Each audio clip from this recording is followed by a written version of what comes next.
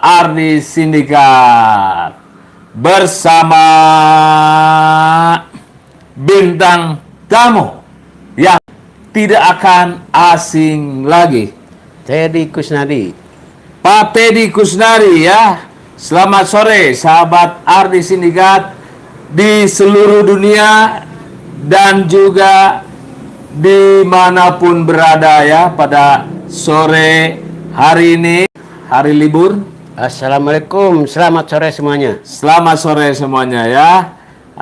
Seperti biasa kita kasih bocoran dulu ya, Mang.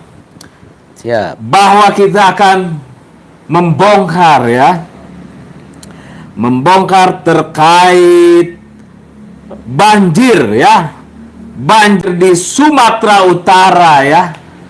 Apakah ada kelalaian dari pemerintah daerah atau Sumatera Utara ya, dari gubernurnya Bobi Nasution? Apakah ada kelalaian dari perusahaannya yang diduga milik Bapak Luhut Binsar Panjaitan ya? Oh, dihabiskan juga hutan ya. Apakah ada keterlibatannya atau ini murni gejala alam ya, musibah? Sebelum kita berdiskusi, seperti biasa kita akan membacakan Mutiara Hikmah. Mutiara Hikmah tentang musibah banjir di Sumatera Utara ya.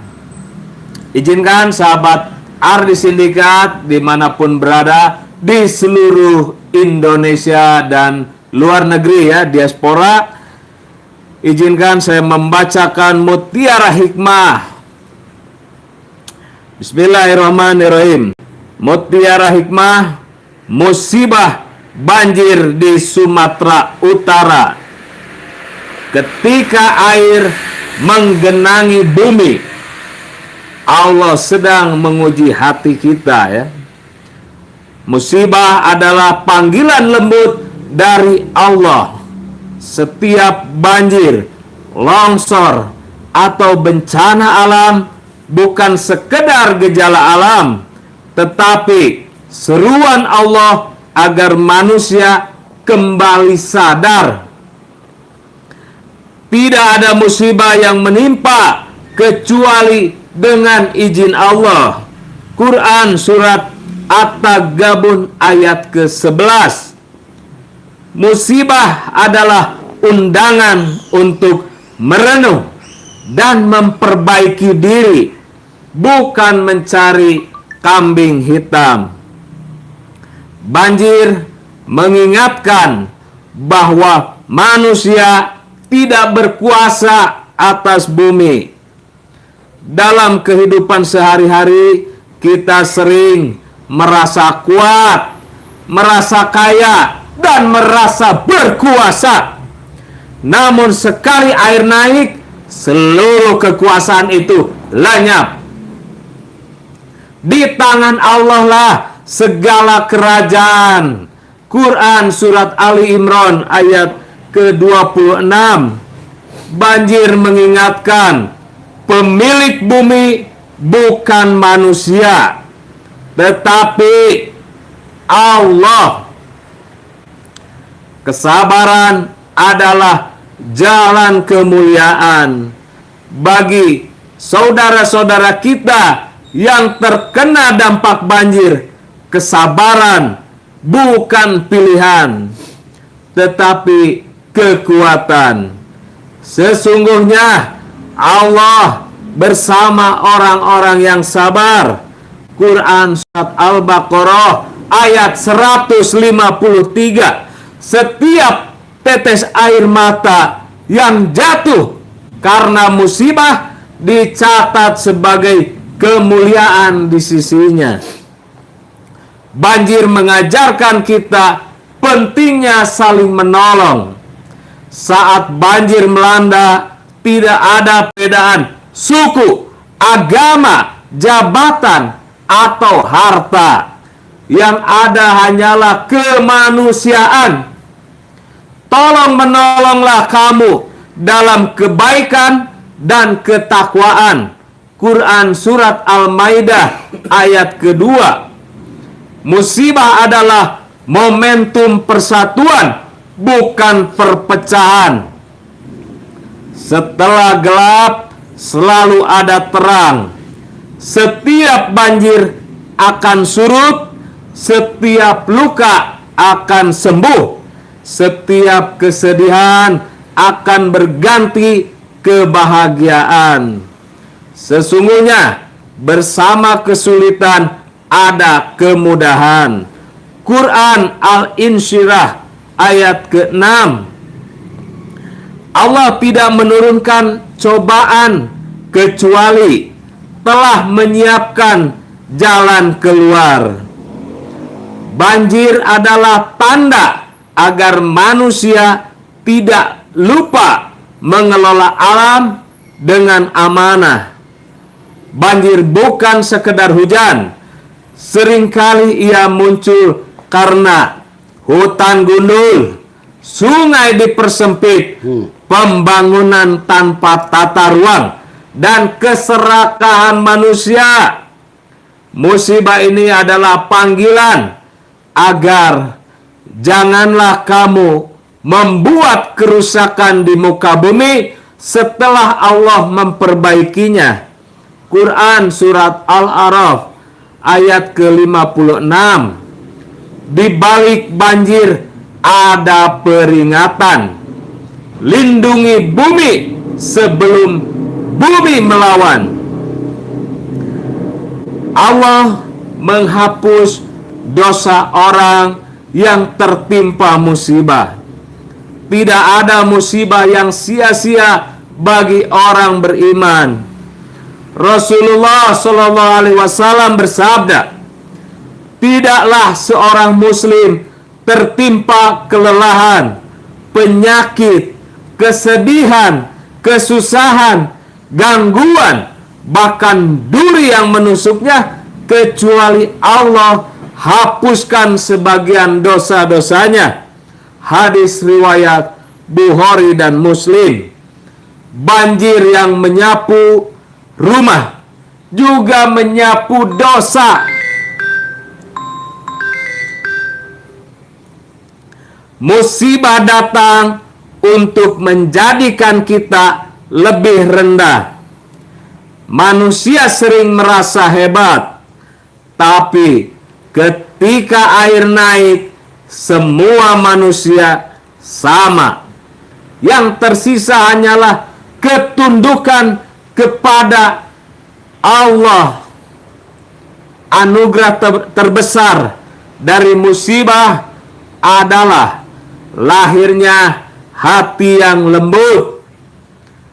Penutup mutiara hikmah ini, musibah banjir di Sumatera Utara bukan penghukuman, tetapi peringatan, penyucian, dan penguatan. Semoga Allah lindungi semua korban. Amin. Allah kokohkan hati mereka. Amin. Allah gantikan kerugian dengan keberkahan. Allah jadikan musibah ini jalan ukhuwah dan kebaikan. Wassalamualaikum warahmatullahi wabarakatuh. Waalaikumsalam. Alhamdulillah, mutiara hikmah pada sore ini sudah kami bacakan. Mudah-mudahan ada hikmahnya. Amin. Yang bisa didapat dan ada manfaatnya bagi sahabat Ardi Sindikat di seluruh dunia dan di seluruh Indonesia ya. Kita lanjutkan diskusi ini ya, Mang. Ya. Dengan judul diskusi ini, hutan yang hilang, banjir yang datang ya. Siapa yang bertanggung jawab? Lalu kita akan bedah, Mang ya, undang-undang dan kewenangan ya pada segmen ini. Selamat sore sahabat Ardi Sindikat ya. Seperti biasa kita duduk dulu ya. Tarik napas pelan karena sore ini kita tidak hanya bicara tentang banjir atau longsor ya, atau kerusakan hutan saja. Sore ini kita bicara tentang tanggung jawab ya. Tanggung jawab siapa? Ini pertanyaannya. Dan tanggung jawab siapa ya? Apakah tanggung jawab kita semua? Itu adalah jawabannya ya. Tanggung jawab masyarakat, iya. Tapi yang paling penting dan sering paling sulit dibicarakan adalah tanggung jawab pejabat. Pejabat publik yang memegang kewenangan ya. Sahabat Ardi Sindikat dimanapun berada ya, negara ini berdiri di atas sebuah prinsip yang sangat sederhana, namun sering lupa diterapkan atau diaplikasikan. Setiap pejabat publik melekat kewenangan, dan setiap kewenangan melekat pertanggungjawaban. Itu bukan kata-kata saya ya, Mang. Iya. Itu amanat konstitusi, amanat undang-undang, amanat logika pemerintahan yang modern. Sore ini saya mengajak sindikasi-sindikasi kebaikan, sahabat Ardi Sindikat, untuk berjalan perlahan membuka peta besar permasalahan lingkungan dan bencana. Bukan untuk menyalahkan seseorang, bukan untuk menyalahkan orang lain ya. Tujuan kita adalah mengerti, karena hanya ketika rakyat mengerti, kebijakan itu bisa diperbaiki. Ketika publik paham, transparansi menjadi kewajiban, bukan kemurahan hati pejabat. Dan khusus pada sore ini kita akan membahas sebuah isu yang agak panas ya, agak sensitif, namun harus tetap kita bahas demi kualitas demokrasi. Isu tentang hutan yang rusak dan konsesi yang tumpang tindih, banjir bandang yang menghantam, desa-desa yang hanyut, dan bagaimana kewenangan pejabat publik ya, termasuk Gubernur Sumatera Utara ini diuji oleh realitas bencana. Termasuk posisi Gubernur Sumatera Utara Bobi Nasution dalam konteks kewenangan hukum dan tanggung jawab moral serta politik ya. Dan juga peran tokoh besar seperti Luhut Binsar Panjaitan ya, bukan sebagai tersangka imajinatif, tetapi ya sebagai aktor kekuasaan dengan pengaruh struktural dalam kebijakan, industri ekstraktif, dan tata kelola lingkungan nasional.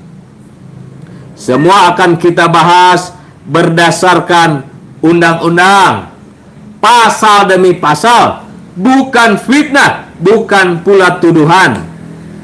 Karena sahabat Ardi Sindikat, hukum yang baik bekerja bukan dengan prasangka ya, tetapi dengan bukti yang terang benderang, fakta yang terang benderang. Dan kalau di tengah pembahasan nanti ada bagian yang terasa panas, menusuk, percayalah, itu bukan niat kami untuk menyerang seseorang. Itu hanya cara hukum bekerja. Cara hukum bekerja secara objektif, sistematis, toleran, jujur, benar, adil, atau os jubdil. Teorinya Profesor Egy Sujana ya. Dan juga ini tidak akan pandang bulu. Baik, kita lanjutkan ya Bang. Siap. Ini bagiannya gambar besar bagian hulu dari setiap bencana ya. Setiap bencana ekologis memiliki dua wajah. Yang pertama, wajah alam. Yang kedua, wajah kebijakan manusia. Alam tidak pernah tiba-tiba berubah menjadi pengkhianat.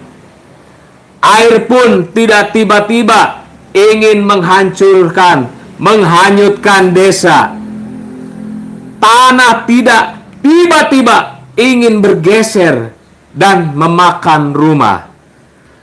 Alam merespon apa yang kita lakukan padanya.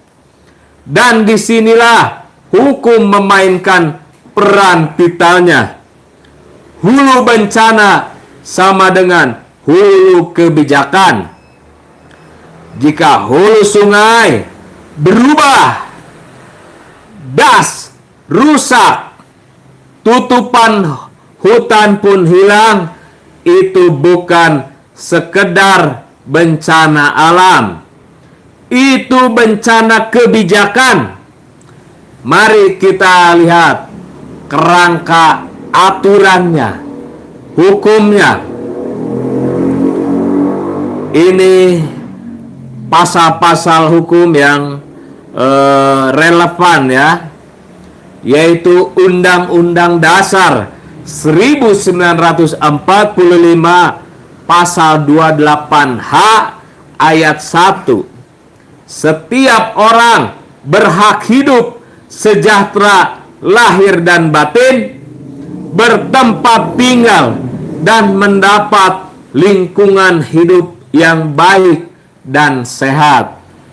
Ini dasar konstitusional bahwa lingkungan bukan bonus. Ini hak asasi manusia. Yang kedua, Undang-Undang Dasar 1945 pasal 33 ayat 3. Bumi dan air dan kekayaan alam yang terkandung di dalamnya dikuasai oleh negara dan dipergunakan untuk sebesar-besar kemakmuran rakyat.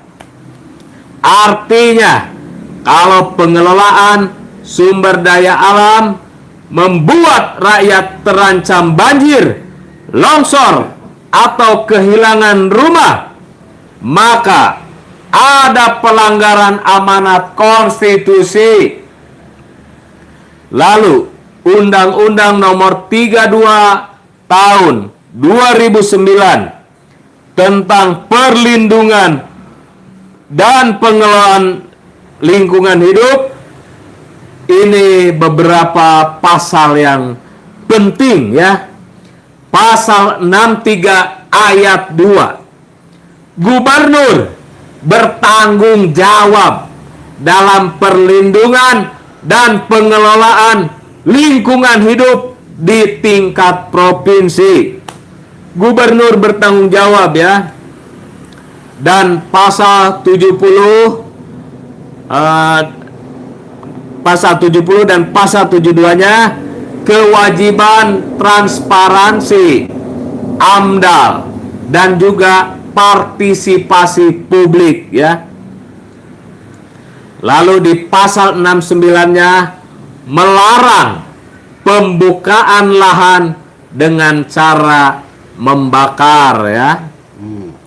Lalu di pasal 98 dan juga pasal 103 pidana bagi perusakan lingkungan ya.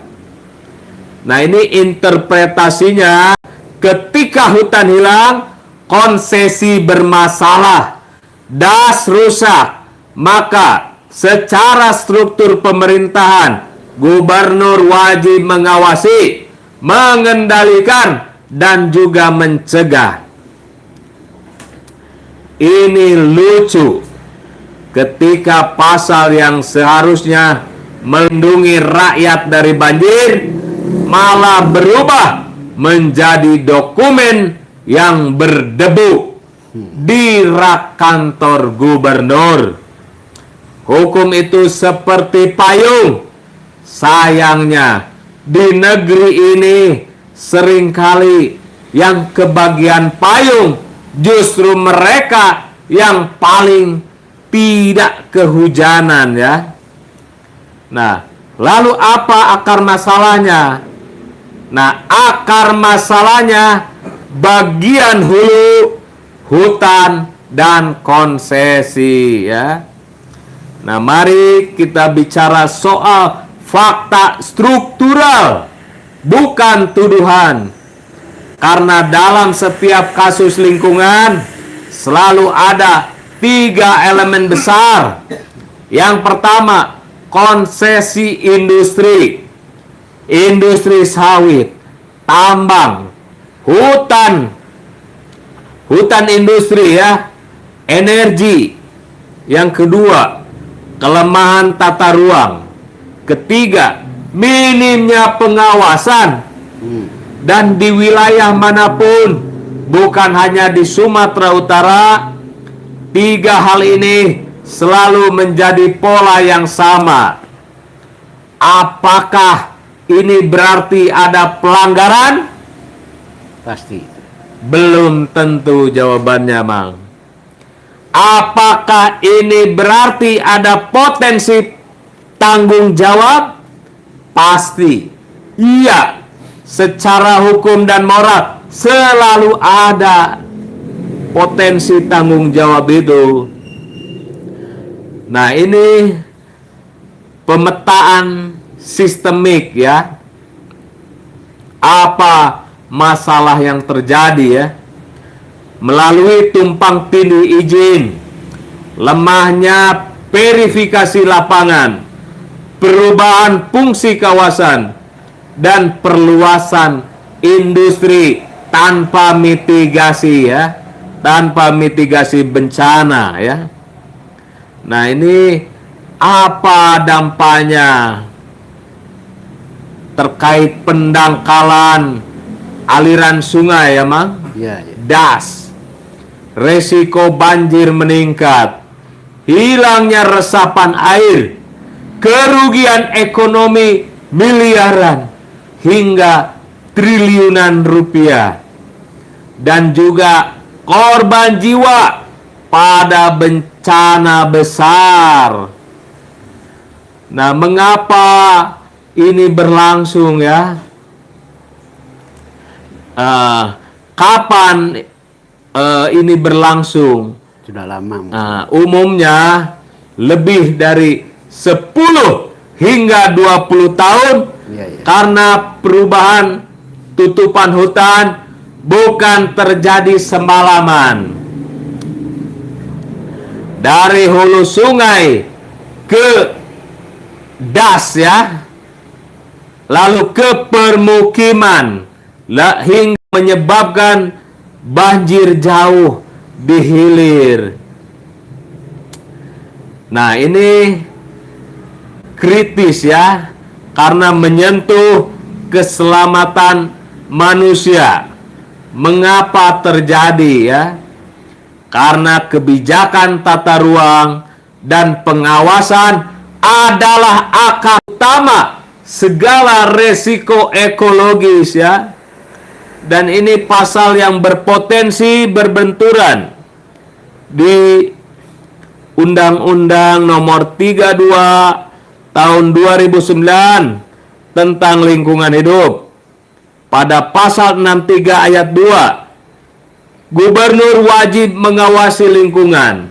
Nah, ini bertentangan dalam praktik dengan izin pusat Kementerian Lingkungan Hidup atau KLHK, sehingga pengawasan provinsi sering berbentur dengan kewenangan pusat. Lalu ada Undang-Undang Minerba di pasal 4 ayat 1, negara menguasai pertambangan atau tambang, namun Perda dan RT RW provinsinya, tata ruangnya membatasi penggunaan ruang sehingga muncul konflik ruang ya. Dan ini area yang abu-abu. Lalu di mana posisi gubernur ya? Nah, kita masuk ke inti paling panas, paling sensitif ya. Apa tanggung jawab gubernur terhadap kerusakan hutan, konsesi, dan bencana, termasuk Gubernur Sumatera Utara Bobi Nasution. Sekali lagi, ini bukan tuduhan, ini analisis kewenangan sebagaimana diatur dalam undang-undang ya. Undang-Undang Nomor 23 Tahun 2014 tentang pemerintahan daerah. Pasal 11 dan pasal 12, gubernur memiliki urusan pemerintahan umum termasuk lingkungan hidup. Di pasal 91 sampai dengan pasal 94, gubernur wajib melakukan pembinaan dan pengawasan terhadap kabupaten dan kota ya. Lalu di Undang-Undang Lingkungan Hidup Nomor 32 Tahun 2009 pasal 63 ayat 2, pemerintahan provinsi bertanggung jawab atas perlindungan dan pengelolaan lingkungan hidup. Maknanya, jika ada kerusakan lingkungan dalam skala provinsi, meski izinnya diterbitkan pusat atau kabupaten, gubernur tetap memiliki tanggung jawab koordinatif, preventif, dan juga pengawasan. Dan juga Undang-Undang Kebencanaan Nomor 24 Tahun 2007. Pada pasal 26, kepala daerah wajib mitigasi bencana, kesiapsiagaan, respon darurat, hingga rehabilitasi pasca bencana. Jadi, ketika terjadi banjir bandang atau longsor hulu, gubernur bukan sekedar turun memberi bantuan. Ia adalah penanggung jawab Komando Penanganan Bencana di daerah. Analisis objektifnya terkait Bobi Nasution, berdasarkan data publik, Bobi sudah menetapkan status darurat saat banjir besar terjadi ya. Dan juga sudah memerintahkan rehabilitasi kawasan tertentu. Ini poin positif ya, dan wajib diapresiasi. Namun ya, secara struktur hukum sampai hari ini belum terlihat adanya audit semua konsesi di kawasan rawan ya. Rawan dan moratorium izin di zona das kritis ya, aliran sungai. dan juga revisi RT RW besar-besaran, penegakan tegas terhadap perusahaan perusak hutan jika ada, dan juga investigasi publik tentang hubungan hulu dan banjir ya. Ini sebagai kritik moralnya, ketika bencana sudah menelan korban, publik bertanya, siapa yang seharusnya menjaga hutan sebelum banjir itu datang ya.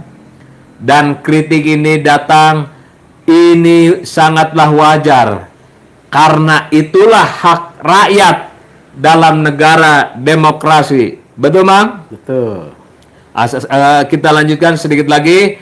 Ini ada keterkaitan Luhut Panjaitan ya. Tanpa tuduhan, ini murni struktural. Bapak Luhut adalah figur strategis nasional ya, menteri segala urusan pada zamannya, dan pernah memegang jabatan kunci sektor energi, investasi, dan juga maritim ya. Wow, dibabat ya. Terlibat dalam banyak kebijakan yang mempengaruhi industri ekstraktif, memiliki posisi strategis dalam koordinasi proyek nasional. Ini bukan tuduhan salah, ini fakta jabatan. Secara struktur kebijakan, tokoh selevel Luhut sering berada pada titik pertemuan antara industri, konsesi, dan keputusan besar ya.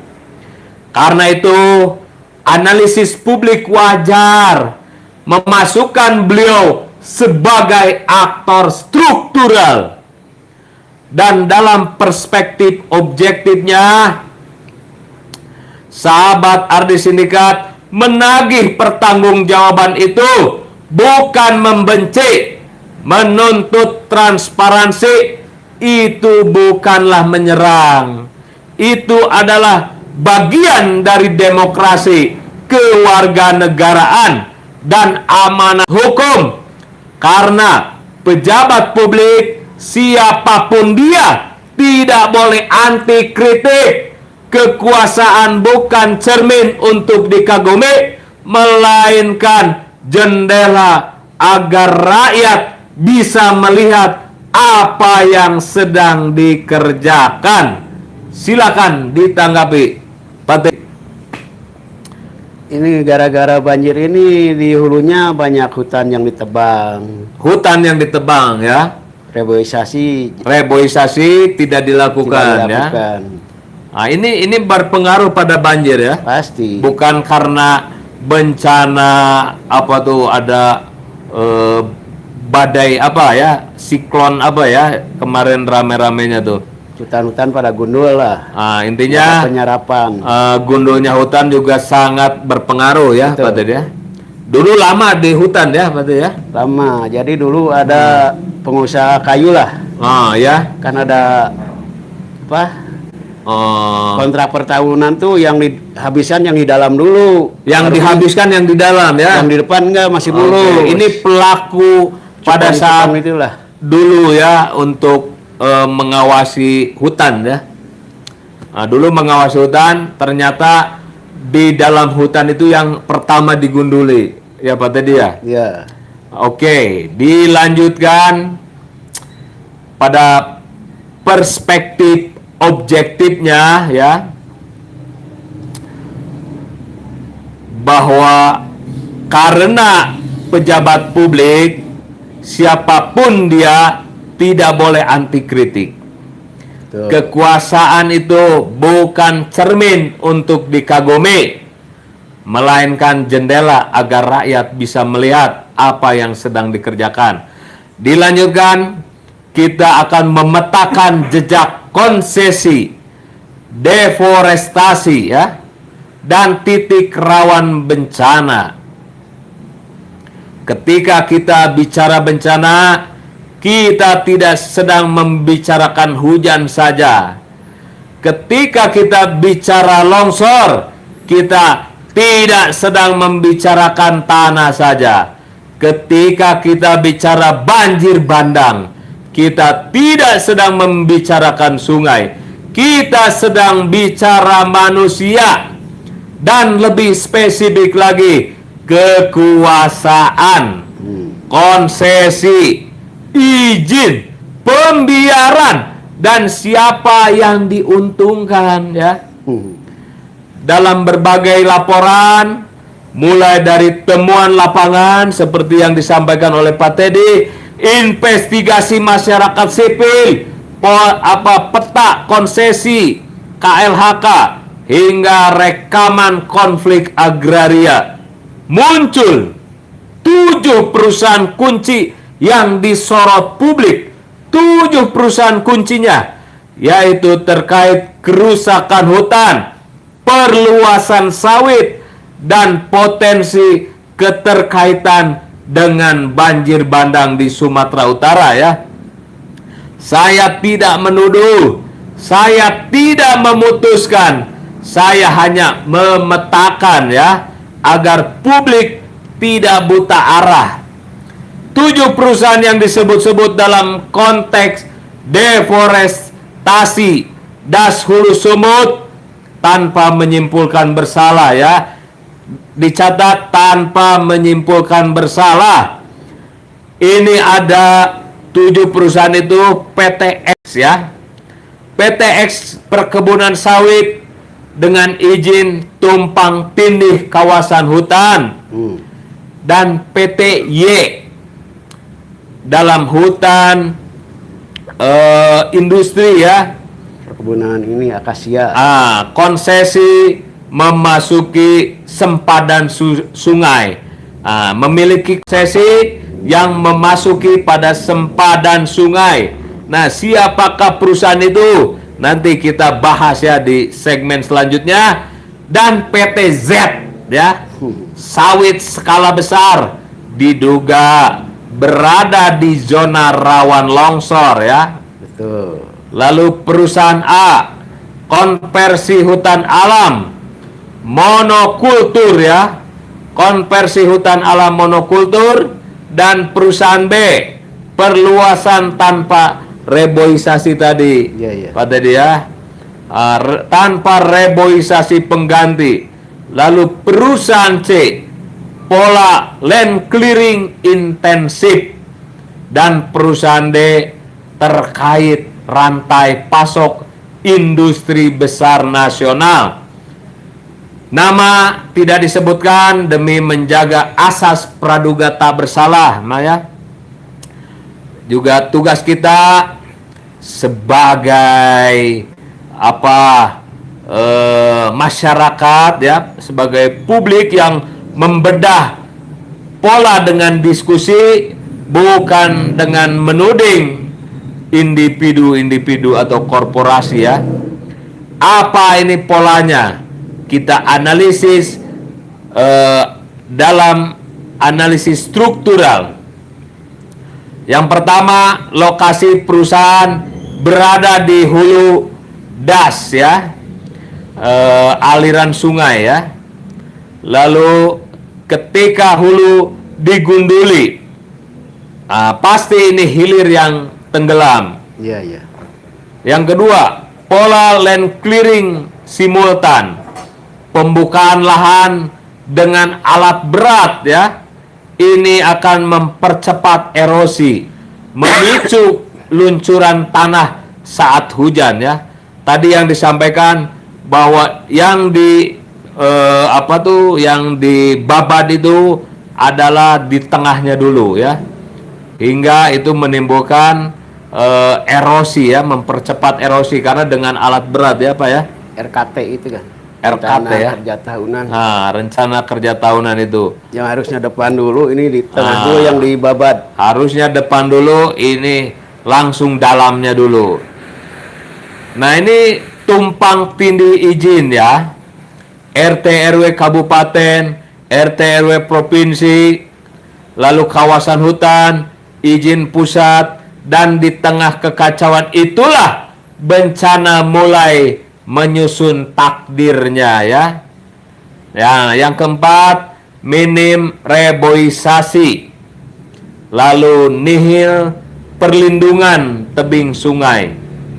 Sungai menjadi koridor air liar ya. Yang kelima, industri besar mendapat manfaat, rakyatlah yang menanggung resiko. Nah, ini sebuah pola klasik ya, yang terlalu sering terjadi di Republik ini. Pasal-pasal yang langsung terkait ya, Undang-Undang Nomor 32 Tahun 2009 tentang perlindungan dan pengelolaan lingkungan hidup, Pasal 69 ayat 1, setiap orang dilarang melakukan perbuatan yang mengakibatkan pencemaran dan atau perusakan lingkungan hidup. Analisisnya, jika land clearing, penebangan masif, atau pembuatan kanal mengakibatkan rusaknya fungsi lingkungan, maka perusahaan dan pejabat pemberi izin berpotensi dikenakan pasal ini ya, terkait perlindungan dan pengelolaan lingkungan hidup ya. Dan ini ada potensi benturan ya, benturan aturan antara pasal 26 Undang-Undang Nomor 32 Tahun 2009 terkait AMDAL ya. AMDAL itu wajib. Namun di pasal 22 Undang-Undang Cipta Kerja, Omnibus Law ya, ada penyederhanaan izin. Ini kontradiksi ya.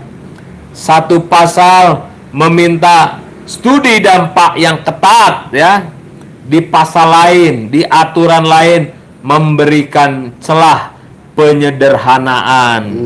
Nah, ini dampaknya perusahaan bisa melangkah cepat, pengawasannya ini akan tertinggal ya.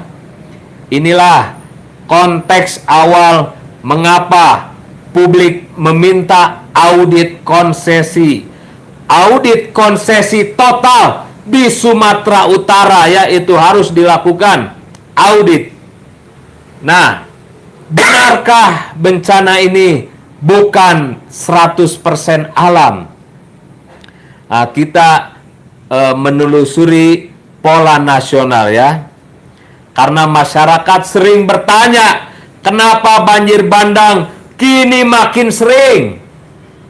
Kenapa longsor terjadi di tempat yang dulunya aman, kini terjadi longsor? Ini jawabannya sederhana, namun pahit ya. Karena hutan tidak hilang oleh rakyat. Hutan hilang oleh industri. Industri yang rakus dan negara yang lambat ya. Dan Sumatera Utara bukanlah kasus yang tunggal. Ini pola nasional yang muncul sejak 15 tahun terakhir. Dan perluasan sawit menggeser hutan alam. Bahkan di daerah hulu dasnya ya, yang seharusnya menjadi benteng air. Dan hutan industri memonokulturkan area yang dulunya hutan campuran menjadi air kehilangan air ya. Karena ini spons alami ya. Hutan itu menyerap air alami ya, dan menahan. Juga menahan ya. Dan PLTA yang besar masuk ke area rawan longsor tanpa mitigasi geoteknik yang memadai, tanpa mitigasi resiko bencana. Nah, inilah penegakan hukum secara sporadis ini bukanlah sistemik ya. RT RW daerah banyak yang tidak sinkron dengan kondisi ekologisnya. Nah, terkadang disusun mengikuti investasi ya. Investasi bukan mengikuti ekologi. Ini permasalahannya. Ini titik masalahnya. Nah, di aturan tentang penanggulangan bencana ya, ini kuncinya. Di Undang-Undang Nomor 24 Tahun 2007, Pasal 1 Ayat 9. Bencana adalah peristiwa atau rangkaian peristiwa yang disebabkan oleh faktor alam, non-alam, maupun manusia. Artinya, jika kerusakan hutan menyebabkan banjir bandang, itu tetap dikategorikan bencana dan negara wajib mencegahnya ya. Dilanjutkan. Lalu kita masuk pada ruang yang lebih panas lagi ya. Karena ketika kita membahas kerusakan ekologis, kita selalu tiba pada pertanyaan, apa tugas pemerintah provinsi?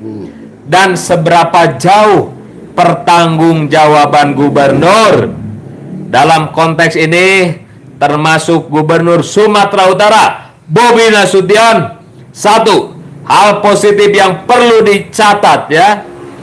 Bobi menyatakan perlunya reboisasi di sekitar Danau Toba. Ia menegaskan bahwa hutan harus dijaga agar banjir, longsor tidak makin sering. Ia menetapkan status tanggap darurat selama 14 hari setelah banjir besar. Ini langkah prosedural sesuai Undang-Undang Nomor 24 Tahun 2007. Ia melakukan koordinasi dengan BPBD, OPD, dan instansi secara vertikal. Responnya cepat adalah bagian dari kewajiban konstitusional ya. Ini semua harus diakui karena analisis yang jubdil, yang objektif, sistematis, toleran, jujur, benar, adil, tidak boleh menghapus kebenaran. Namun ada ruang besar yang belum terlihat. Belum ada publikasi audit konsesi ya terkait sawitnya. Lalu hutan industri secara besar-besaran di Sumatera Utara, ini belum ada auditnya. Padahal daerah hulu sumut itu kritis. Belum ada moratorium sementara terkait pembukaan lahan di daerah aliran sungai yang rawan ya. Dan belum ada tindakan yang transparan mencabut izin perusahaan. Perusahaan bermasalah belum pernah ada tindakan ya. Dan belum terlihat koordinasi sistemik antara pemerintah provinsi, KLHK, dan ATR BPN. Disinilah kritik moral politik yang sangat wajar bermunculan.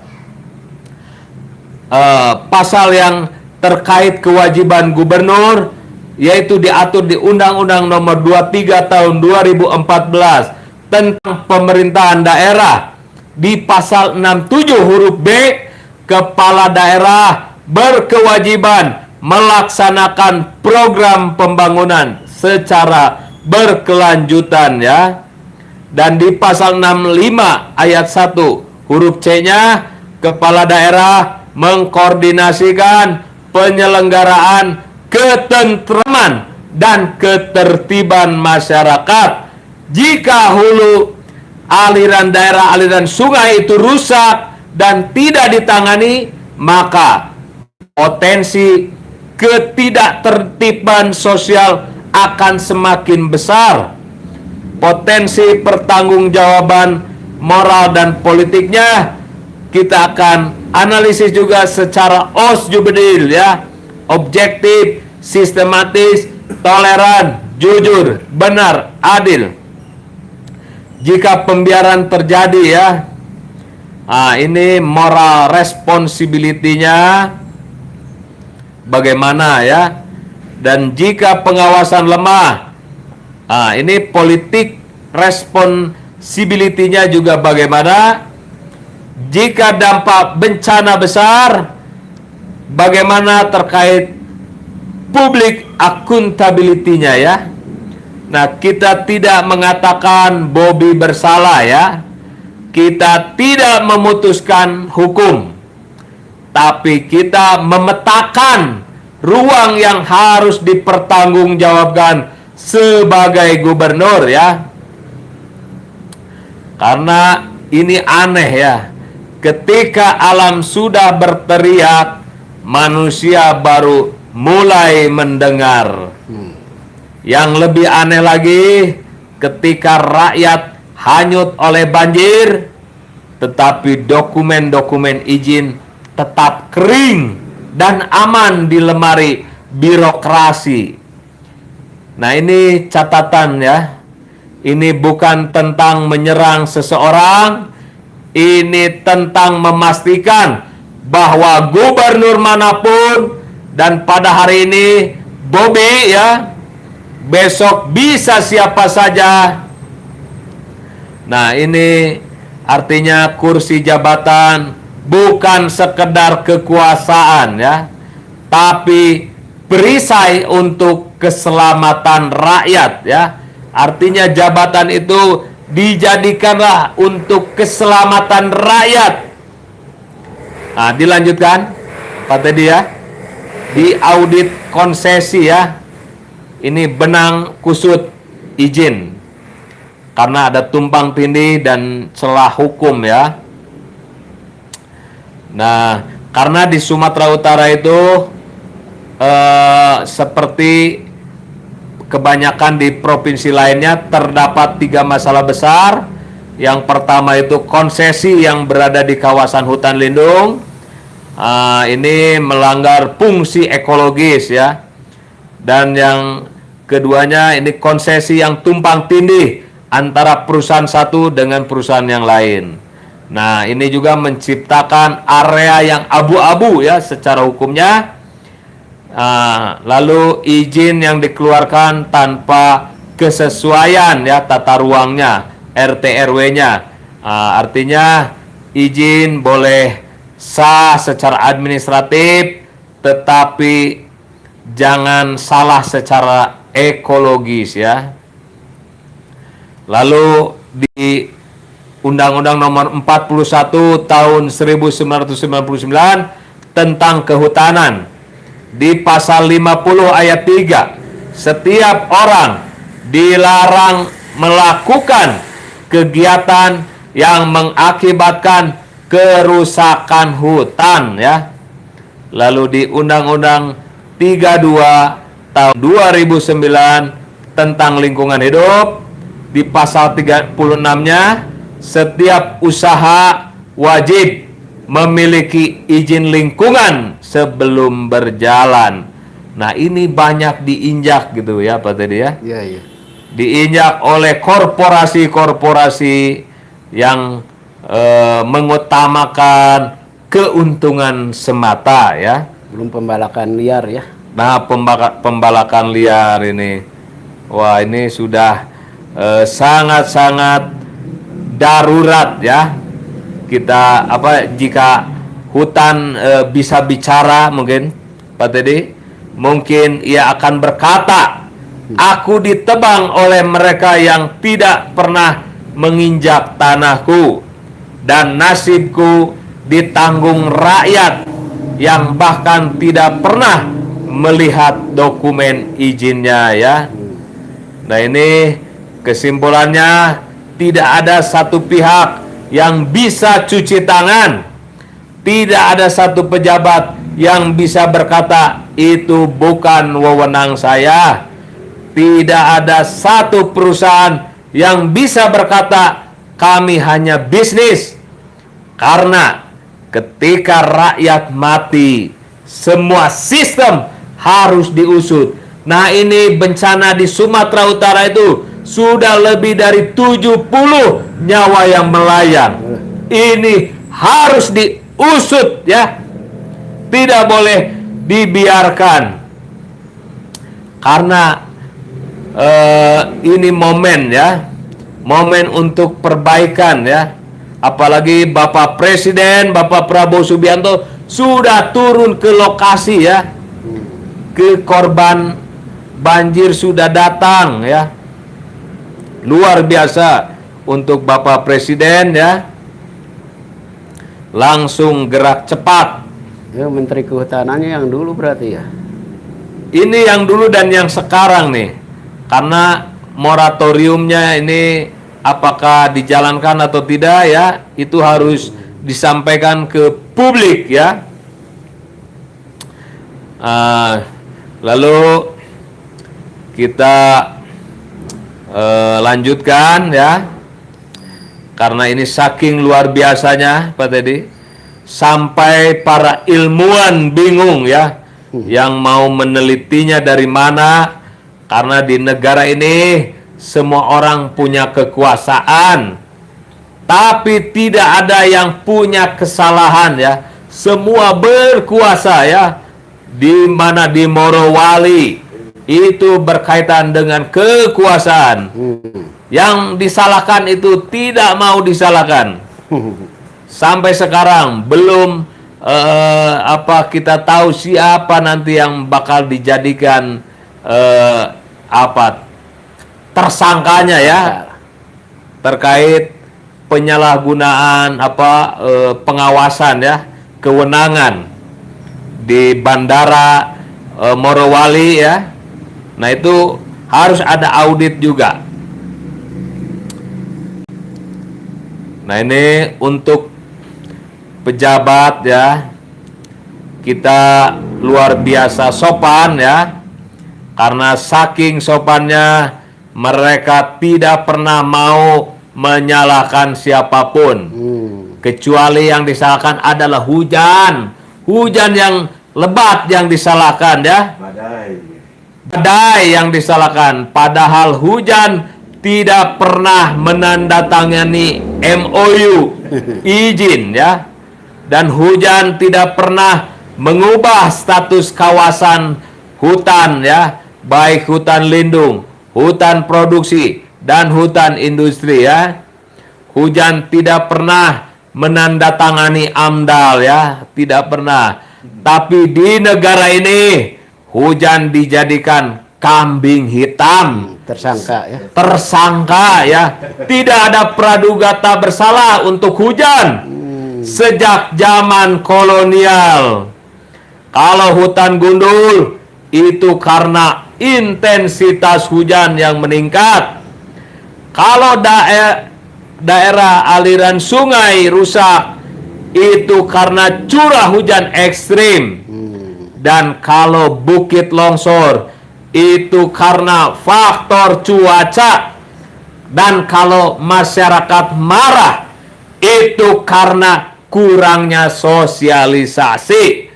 Kalau bencana terjadi berulang-ulang selama 10 tahun, itu karena masyarakat kurang sadar lingkungan ya. Tentu itu ya. Yang salah ya, itu masyarakat, yang benar itu selalu pejabat ya. Terbalik ya. Dan untuk Bapak Luhut Binsar Panjaitan ya, dan pemilik perusahaan raksasa, kita juga punya tokoh-tokoh yang sangat-sangat produktif. Produktif membuka perusahaan, produktif menguasai konsesi, produktif membuat pernyataan yang intinya kami tidak salah. Dan anehnya, semua perusahaan yang dicurigai merusak lingkungan selalu bilang hal yang sama. Operasi kami tidak berdampak signifikan. Kami sudah memenuhi kaidah lingkungan. Kami melakukan reboisasi. Kami sudah punya sertifikasi. Kami patuh hukum. Tapi datanya, tapi faktanya, reboisasi yang katanya dilakukan entah di mana keberadaannya. Hutan yang katanya dijaga hilang begitu saja dari citra satelit dan tidak berdampak signifikan. Itu kok bisa memicu banjir bandang, longsor, dan rusaknya daerah aliran sungai ya? Kita bingung, benar-benar bingung. Mungkin yang salah adalah satelitnya. Mungkin itu citra palsu buatan alien ya. Siapa tahu. Dan 7 perusahaan pemicu banjir ya. Yang tanpa nama ya, yang kita sebutkan tanpa nama. Ada perusahaan yang katanya hanya buka sedikit lahan, hanya bangun sedikit pabrik, hanya bersihkan sedikit hutan. Tapi entah kenapa sedikit itu bisa sampai ribuan hektar. Dan mereka bilang semuanya sudah sesuai izin. Ini masalahnya, izinnya pun entah bagaimana bisa muncul di kawasan hutan lindung. Dan beberapa izin bisa saling menindih seperti pancake ya. Kue pancake. Satu kawasan bisa dikuasai 3 perusahaan, 2 kementerian, dan 1 atau 2 dinas. Tapi ketika bencana terjadi, semuanya kompak. Itu bukan kami, itu bukan wilayah kami, itu bukan dampak dari perusahaan kami. Saya sampai curiga perusahaan-perusahaan ini punya kekuatan magis, bisa membuka hutan tanpa terlihat, bisa mengubah aliran sungai tanpa terdeteksi, bisa membuat bukit hilang tanpa meninggalkan jejak, seakan-akan bukan perusahaan yang bekerja, tapi makhluk gaib ya. Oke, sahabat Ardi Sindikat, sindikasi kebaikan, berhubung diskusi kali ini dan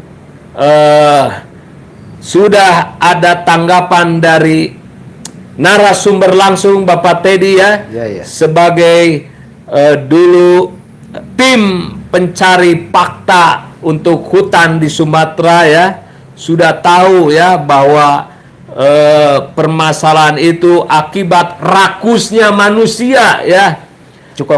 Cukong-cukong yang tidak bertanggung jawab. Nah, karena berhubung ini sudah memasuki maghrib ya, mau azan maghrib, jadi kita akhiri diskusi ini. Jangan lupa subscribe ya, jangan lupa like. Dan jangan lupa komen ya. Kalau ada temuan-temuan di lapangan boleh komentar. Nanti kita lanjutkan untuk diskusi selanjutnya di acara sidak silaturahmi dadakan ya. Untuk selanjutnya saya Ardi Subarkah bersama Teddy, Bapak Teddy pamit undur diri. Sampai ketemu di acara sidak silaturahmi dadakan ala Ardi Sindikat. Assalamualaikum warahmatullahi wabarakatuh. Sabar.